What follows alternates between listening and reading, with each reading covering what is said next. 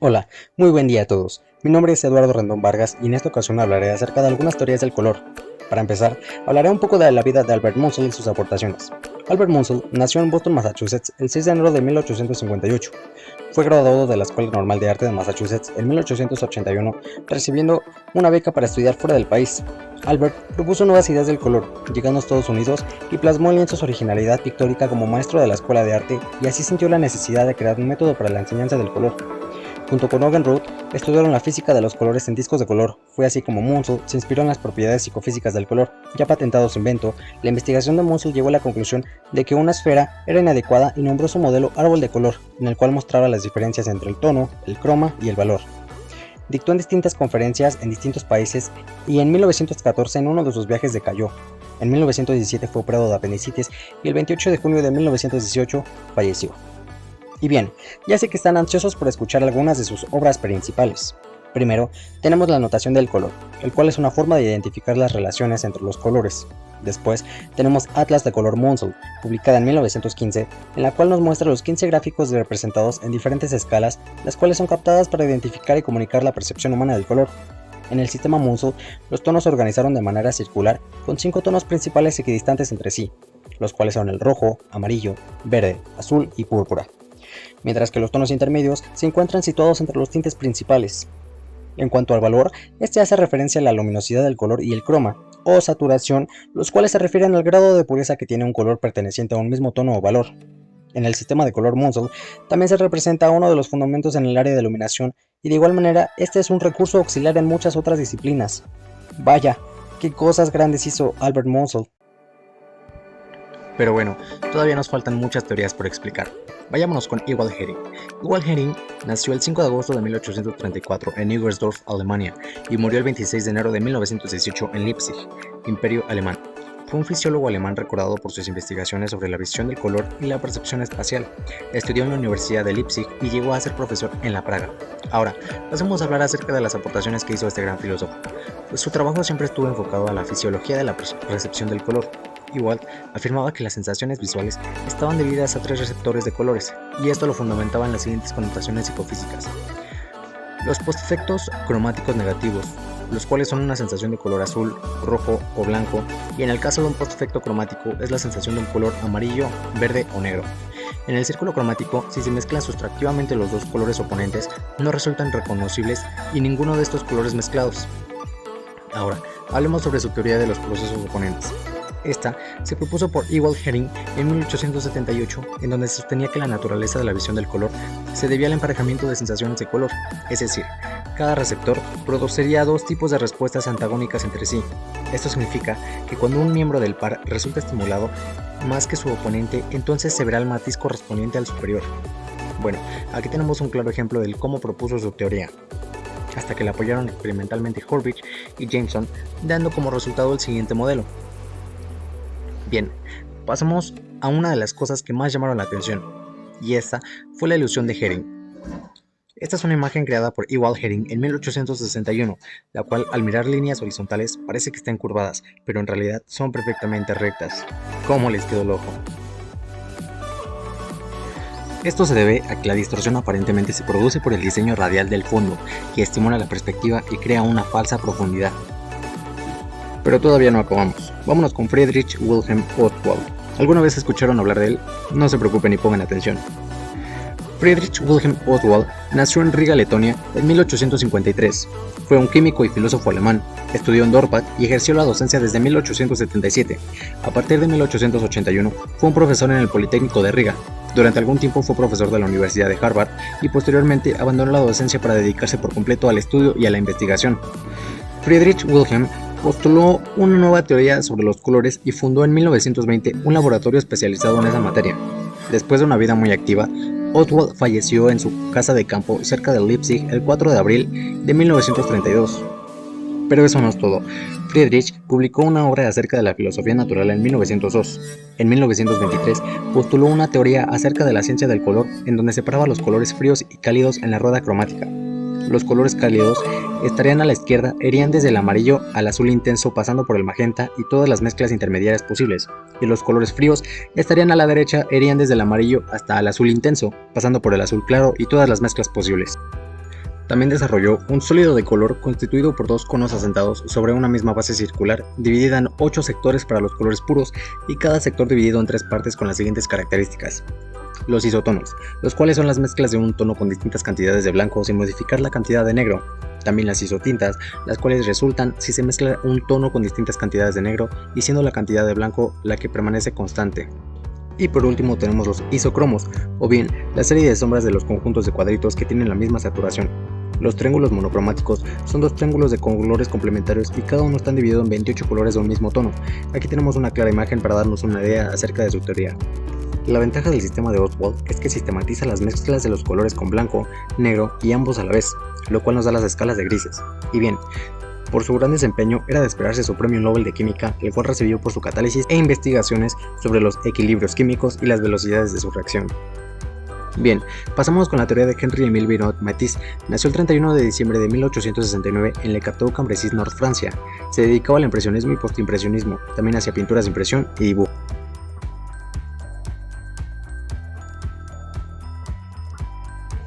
El artista francés actualmente es considerado uno de los creadores más importantes del siglo XX, desde su temprano uso del color para crear luz y sombra hasta su trabajo posterior con papel cortado. Matisse desafió continuamente los límites de su creatividad. También expuso su famosísima obra Mujer con el sombrero de 1905. En esta pintura, los trazos vivos del color son azules, verdes y rojos, los cuales forman una visión energética y expresiva de la mujer. La aplicación de pintura cruda que dejó expuestas en áreas de lienzo bruto fue espantosa para los espectadores en ese momento. Matisse, como todos los artistas vinculados al fauvismo, buscaba el color de referencia de cada objeto, aplicando colores vivos para resaltar los diferentes planos, paisajes y retratos. Cabe mencionar que los fauvistas niegan que el objeto principal de la pintura sea la luz, para ellos es solamente un color que tiene existencia por sí mismo. Pues los fauvistas siguieron el modelo de colores primarios tradicionales, el RYB, que consiste que estos son el rojo, amarillo y el azul. Bueno, ahora hablemos acerca de algunas pinturas reconocidas por Henri Matisse. Aquí tenemos una pintura producida en 1898, en la cual se interesó vivamente por la pintura impresionista, por la riqueza de su colorido y el grueso empaste, los cuales son fundamentales en los paisajes. Por otro lado, su obra Madame Matisse, también llamada Retrato de la Raya Verde, causó, a pesar de sus reducidas dimensiones, un gran impacto en el Salón de 1905 por la sabia saturación de los colores chillones.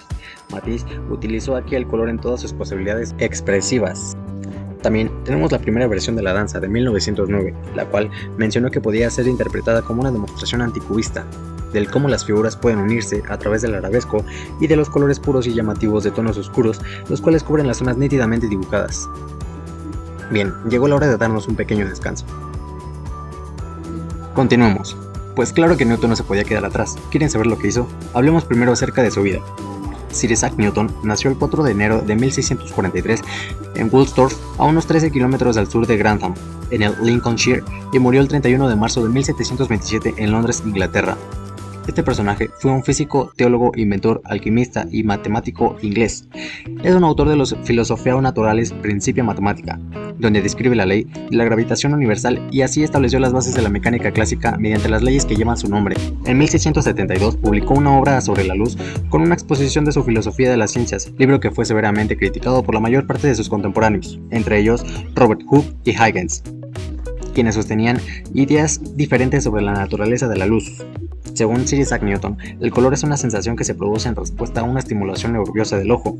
Esta estimulación es causada por los rayos de luz y por las longitudes de onda que lo componen. Isaac Newton fue el primer científico en entender el arco iris y estableció que la luz es el color. Describió los fenómenos ópticos como la naturaleza y descomposición de la luz y el color de los cuerpos. Hizo un experimento con un prisma, lo que le llevó a la teoría del color. Con dicho experimento, en 1665, descubrió que la luz del sol, al pasar a través de un prisma, se dividía en varios colores. Para ello, creó un hoyo en la pared de un cuarto oscuro. Seguidamente refractó la luz blanca con un prisma, el cual resultó la proyección de sus colores componentes. A raíz de su descubrimiento, comenzó a construir el telescopio de reflexión, dado que los telescopios refractores de la época distorsionaban el color, fallo que Newton achacó en los lentes de estos mismos. Para ello, usó un espejo primario cóncavo y un espejo secundario de plano diagonal. Newton estaba seguro de que podía probar su teoría de que la luz blanca está compuesta del espectro de los colores. También hizo un segundo experimento conocido como el disco de Newton, el cual consiste en un círculo con segmentos pintados. Al girar rápidamente el disco, los colores se combinan y forman el blanco, gracias al fenómeno de la persistencia retiniana. Newton publicó un libro originalmente titulado Optics, también conocido como Tratado de las Reflexiones, Refracciones, Inflexiones y Colores de la Luz, el cual fue publicado en 1704. En este trabajo presenta el resultado de sus investigaciones sobre la luz y la óptica. Ahora nos toca hablar acerca de Johann von Goethe. Goethe nació en Frankfurt del Meno el 8 de agosto de 1749 dentro de un núcleo familiar burgués. Goethe fue educado en casa por parte de su padre, creciendo en un ambiente culto y lleno de aspectos relacionados a la poesía y a las artes en general. Cursó estudios de Derecho en la Universidad de Leipzig, donde se interesó por la literatura y la pintura. Estudió también ocultismo, astrología y alquimia. Y ahora mencionemos algo muy importante. Goethe alguna vez dijo: el error de Newton fue confiar a las matemáticas las estaciones de su ojo. El pensador Goethe ya era un hombre de estado, poeta, autor y filósofo, establecido cuando publicó su teoría del color en 1810. No convencido por la creencia de Newton de que los colores estaban contenidos dentro de la luz, pensó que surgían mediante la intervención de la luz y la oscuridad. También consideró que los colores surgían a través de la integración de las atmósferas como el polvo y el aire. También postuló la teoría de los colores, la cual contiene algunas de las primeras y más precisas descripciones de las sombras coloreadas, la refracción y el acromatismo. Muchos filósofos y físicos quedaron fascinados por la teoría de Goethe, pues consideró que su propia teoría era una explicación más general y que las observaciones de Isaac Newton eran casos especiales dentro de su teoría. También mencionó que cuando un haz de luz está rodeado de oscuridad, encontramos tonos amarillos rojizos en la parte superior y azul violáceos en la parte inferior. Con su obra de arte Teoría del color, sentó las bases de la psicología del color que conocemos en la actualidad, destacando la percepción humana como el aspecto olvidado por las teorías newtonianas. Según Johann von Goethe, lo que vemos en un objeto no depende únicamente de la materia que lo compone, ni tan solo de la luz como tal lo entendió Newton, sino que también depende de otra variable, la percepción que tenemos del objeto en cuestión. El problema principal aquí es la subjetividad asociada a la percepción de cada individuo. El alemán intentó deducir las leyes que rigen la armonía de los colores, atendiendo a sus efectos fisiológicos y haciendo hincapié con el aspecto subjetivo de la visión. El círculo de colores de Goethe fue una forma de ilustrar el orden natural del aspecto visible de los colores. Además, fue el primer intento documentado de vincular el tono y el brillo de los colores con un estado emocional único. El intelectual creó un triángulo con 3 colores primarios: rojo, amarillo y azul. A partir del mencionado triángulo, trazó un diagrama en el que se relaciona cada color con una emoción concreta. Los triángulos secundarios representan la mezcla de los colores primarios que están a su lado, y los colores del triángulo terciario representan la mezcla del color primario adyacente a él. Además, ¿sabían que los colores no son tan simples como creen? Pues estos también tienen significados. Por ejemplo, el azul es un color que asociamos a la calma y a la tranquilidad. Automáticamente nos aporta la sensación de libertad e infinidad. Rojo. La intensidad de este color nos inspira excitación y pasión. Al mismo tiempo, tiene un efecto de energía e impulsividad en nosotros. Amarillo. El color del optimismo y la alegría por excelencia, al asociado con el sol, nos inspira vida, luz y nos da un extra de energía para afrontar los días. También tenemos el violeta, el cual es un color asociado al misterio, la meditación y la melancolía. Y por último, el color de la naturaleza por excelencia es el verde. Para Goethe, era muy importante comprender la reacción humana al color, pues creía que su triángulo era un diagrama de la mente humana y vinculaba cada color con ciertas emociones. La idea de que el color podía desplegarse como una fuerza es poderosa y fue adoptada por muchos artistas durante los siguientes 100 años. Pasemos con Johannes Itten. Nació en Wachteldorn, cerca de Thun, Suiza, el 11 de noviembre de 1888. El pintor Johannes Itten fue profesor en la escuela de Bauhaus y su obra más famosa es Kunst der Farbe, publicada en 1961. En 1913 se trasladó a Stuttgart, donde recibió clases de dibujo y pintura en la Academia de Arte de la ciudad, en la que siguió los cursos impartidos por Adolf Hössl, el mismo año que se trasladó a Viena en 1916. Itten dirigió diversos talleres hasta 1923, los de metal, pintura mural y pintura en vidrio, en algunos de los cuales colaboró con Georg Much y fundó su propio centro mudeísta en Berlín en 1926. La Escuela Moderna de Arte, más conocida como Escuela Itten, en la que se dio clases de pintura hasta 1934, fue cerrada con la subida del gobierno alemán del Partido Nacional Socialista. Itten realizó 2 esquemas de organización de los colores a partir del círculo cromático, la rueda de color y la estrella de color. Durante 1919 a 1922, Itten dio clases en el Bauhaus, desarrollando el innovador curso preliminar, cuyo fin era enseñar a los estudiantes los fundamentos y características de los materiales, la composición y el color. En esta época publicó el libro The Art of Color, que describe estas ideas siguiendo los pasos de Adolf Husserl. La rueda de color es una construcción de 12 colores basado en el círculo cromático. Para crear esta rueda, se partió de un triángulo con los 3 colores primarios, rojo, amarillo y azul, colocados sobre un fondo gris neutro. Alrededor de estos colores se ponen en pie los colores secundarios, que son la mezcla de los colores primarios, amarillo-rojo, naranja, amarillo-azul, verde y rojo-azul-violeta. Se traza un anillo concéntrico alrededor del primero y se divide en 12 zonas iguales. En este se colocan los colores primarios y los secundarios, dejando un espacio entre cada uno de ellos. Entonces se forman los colores terciarios como resultado de la mezcla de los primarios y secundarios. Y aquí también tenemos un ejemplo de los 7 contrastes del color de Johannes Itten, el cual fue un estudio sobre los comportamientos de nuestra percepción de los colores al combinarse con otros. Pasémonos con la teoría de Joseph Albers. Nació el 19 de marzo de 1888. Cursó estudios de arte en Berlín, Essen y Múnich. En 1919 asistió a clases de Franz von Stock en la Academia de Múnich. Estudiante en el Bauhaus de 1920 a octubre de 1923 y cursó un preparatorio con Itten. Fue nombrado director en 1950 del Departamento de Diseño de la Universidad de Yale. Se interesó por distintas ramas del diseño como la tipografía, las vidrieras y el mobiliario. Su obra se caracteriza por una de las formas rectilíneas en colores fuertes y planos, en su famosa serie experimental Homenaje al cuadro, que comenzó a principios de la década de 1950 y utilizó el cálculo de formas cada vez menores para ilustrar su teoría de que los cambios de lugar, forma y luz producen cambios en el color. Por otro lado, también tenemos la abstracción y el color de Joseph Albers. Joseph Albers expone que una serie de ejercicios sencillos buscan sensibilizarnos hacia los colores y hacernos entender que, por encima de sus propiedades concretas, estos colores cambian al relacionarse con unos con otros. También mencionó acerca de la interacción del color. Y aquí, en el campo de la percepción visual, un color casi nunca es visto como realmente es. Esto convierte al color, según las conclusiones de Albers, en el más relativo de los medios utilizados en el arte, el diseño y la comunicación visual en general. En la interacción del color se abordan y se manejan conceptos fundamentales para trabajar con el color, como son el contraste, la temperatura, el tono y la transparencia. En resumen, lo que nos interesa es lo que sucede entre los colores. A eso es a lo que Albers dominó la interacción del color. Aquí tampoco no nos podíamos olvidar de sus obras principales.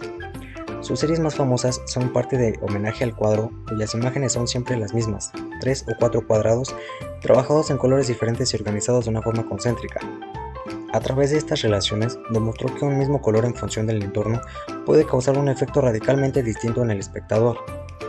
Y por último también tenemos algunas de las pinturas más destacadas de Joseph Albers, como lo es Study for Homage to the Square, Homage to the Square Apparition, Graphic Tectonics Ascending, Manhattan y Soft Spoken Beaming.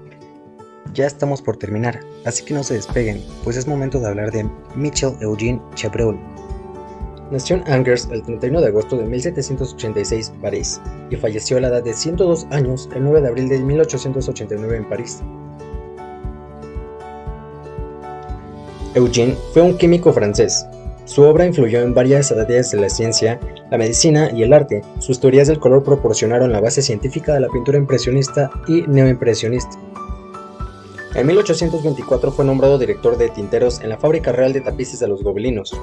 En ese momento fue cuando se vuelca en sus trabajos sobre las leyes que gobiernan los cambios de la intensidad de los colores y las sombras, pero en particular sobre la influencia de un color en yuxtaposición a otro. Trabajos que recogió en los principios de la armonía y contrastes de colores, y su aplicación a las artes publicada en 1839. Fue ahí cuando dio a conocer la teoría de contraste simultáneo de los colores. En estas obras, Chevreul desarrolla el concepto de contraste simultáneo de colores y acuña la ley que lleva su nombre, la cual afirma que dos colores adyacentes cuando son vistos por el ojo aparecerán tan diferentes como sean posibles. Esta observación se aplicó tanto a la claridad de las muestras como a los tonos, y para explicar esto, Chevreul utilizó el concepto de colores complementarios.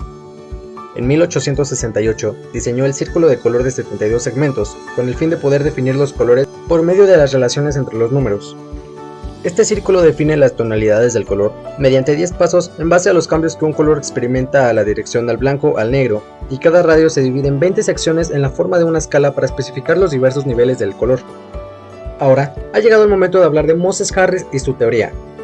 Bueno, Moses Harris nació en el distrito londinense de Holborn el día 15 de abril de 1730 y en esa misma ciudad fallece con 55 años en el año de 1785. Fue un entomólogo y a lo largo de su historia solo presentó 4 trabajos: el sistema natural de los colores, el Aureliano y la historia natural de los insectos ingleses, los lepidópteros ingleses, la exposición sobre los insectos ingleses. Esas fueron sus 4 obras presentadas. En su afán por plasmar los insectos que había estudiado y gracias al conocimiento que poseía grabado junto con sus técnicas, esto lo llevó como muchos artistas al estudio de las combinaciones de los colores y en 1776 creó el primer círculo cromático llamado Sistema Natural de los Colores. El aporte de Harris es casi matemático, pues él divide a los colores en dos: los grandes principales, los cuales nombró el rojo, azul y amarillo, y a la mezcla entre cada uno de estos, naranja, violeta y verde, y a estos los llama principales. A su vez, la mezcla en mayor o menor proporción entre estos elementos daba aún más colores. En 1810 presenta un esquema sobre el color sobre 2 esferas tridimensionales con la finalidad de poder organizar todos los colores imaginables tomando como referencia su tono, brillantez y saturación. Pasemos con una de sus aportaciones más importantes, que fue el círculo cromático. La rueda de color que Moses Harris creó en 1766 fue el primer círculo a todo color, pues los 18 colores de su rueda se derivaron de lo que entonces llamó los 3 colores primitivos: rojo, amarillo y azul. Y en el centro de la rueda, Harris mostró que el negro está formado por la superposición de estos 3 colores.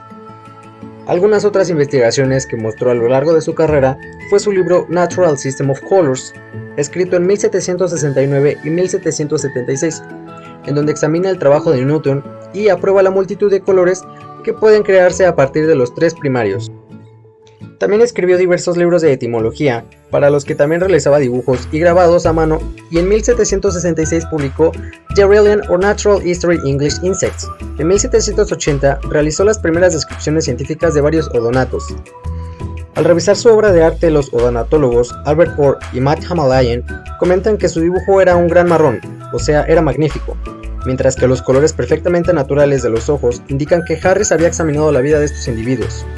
Como naturalista, Harris deseó entender las relaciones entre los colores y cómo son codificados. En su libro intentó explicar los principios materialmente o por el arte de los pintores, por lo que pueden producirse otros colores a partir del rojo, amarillo y el azul. También explicaba que si se quiere encontrar el contraste para cierto color o matiz, hay que buscar el color en el sistema que esté justo enfrente y allí se hallará el contraste deseado. Y bien, hemos llegado a la parte final.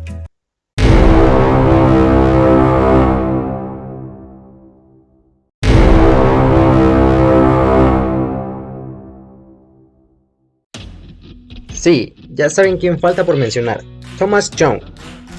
Nació en Somersetshire, en Gran Bretaña, el 13 de junio de 1773. Fue un científico británico que nació en una familia de cuáqueros y estudió medicina en el año de 1792 en Edimburgo y Gotinga. En 1797 pasó a ocupar la cátedra en la Universidad de Cambridge y de ahí pasó a Londres en 1799. En 1801 y 1802 fue catedrático de la filosofía natural de Royal Institution y ejerció la medicina hasta 1814. A pesar de ser médico, científico y matemático, su fama se debe a sus trabajos acerca de la óptica física y de la fisiología. Falleció el 10 de mayo de 1829, producto a un paro cardíaco en Londres. El 24 de noviembre de 1803, publicó Lavaterian Lecture, Experiments and Calculations Relative to Physical Optics. Bueno. Lavaterian Lecture son los experimentos y cálculos relativos a la óptica física. En esta obra presentaba la demostración experimental de la ley general de la interferencia de la luz, concluyendo que la luz también era una onda. Como todas las ondas conocidas, necesitaban un medio material para su propagación, como sucede con las ondas sonoras o con las ondas de agua. Asimismo, señaló que la sensación de los diferentes colores también depende de una distinta frecuencia de las vibraciones de la luz que excita la retina. Pasemos con su teoría tricromática.